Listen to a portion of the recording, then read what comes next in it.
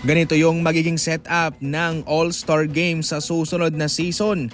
Team USA versus Team World. Yan mismo ang kinumpirma ni Kume Adam Silver mga idol sa isang programa. Babaguhin ng NBA ang kanilang format sa All-Star Game pagkatapos na pumalpak yung kanilang ginawang pakulo sa nagdaang All-Star. Ito lamang huy nangangahulugan na sila ay nakikinig sa mga hinaing sa mga suwesyon galing sa mga NBA fans. Sa puntong ito mga idol ay marami na nga ang excited na maglaban ang Team World at ang Team USA. Ito ho'y laban sa pagitan ng tubong mga Amerikano, mga purebred. Samantalang sa kabila sa Team World naman ay Nikola Jokic, Wembanyama, Giannis, Shai, and Luka Doncic. Mga halimbawa lang po yan. Maliban dyan, inadjust nga rin ho ng NBA ang oras para sa All-Star Game. Imbes na gabi, ngayon ay hapon po ito mapapanood. Ibig sabihin nito ay magkakaroon pa ng mas maraming viewers ang All-Star Game sapagkat hapon po ito at hindi na masyadong malalim ang gabi. Kabilang pa rin yan sa mga ginagawang solusyon ng NBA para mapabuti ang rating ng kanilang All-Star Game. Sa unang pagkakataon ay magbo-broadcast para sa NBA Finals sina Jefferson, Doris Burke at Mike Breen. Pero baka heto na rin ho ang kanilang huling call sa NBA Finals sapagkat sa susunod na season ay nagdadalawang isip pa ang ESPN na pabalikin itong si Doris Burke.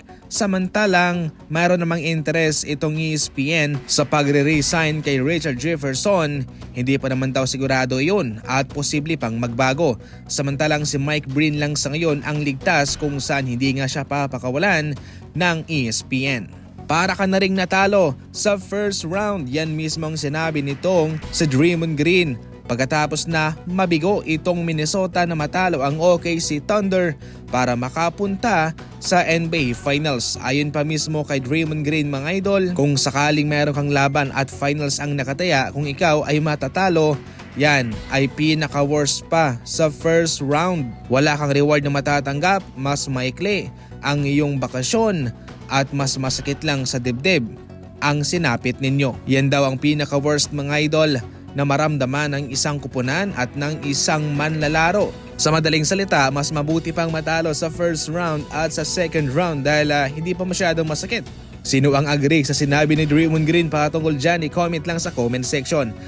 Pwede kang pumili especially ngayon, NBA Finals na. Indiana Pacers laban sa Oklahoma City Thunder. Sino kaya ang mananalo? Ang link ay nasa comment section lang sa mga gustong tumalpak. Gamitin ang promo code na nasa comment section lang din. Sa mga first timer, malaking bonus ang naghihintay sa inyo. Sa ating huling balita naman, mas mabuti pa raw na sila'y underdog ayon mismo kay Pascal Siakam. Hindi naman daw niya inaasahan na sila'y makakaangat laban sa OKC Thunder.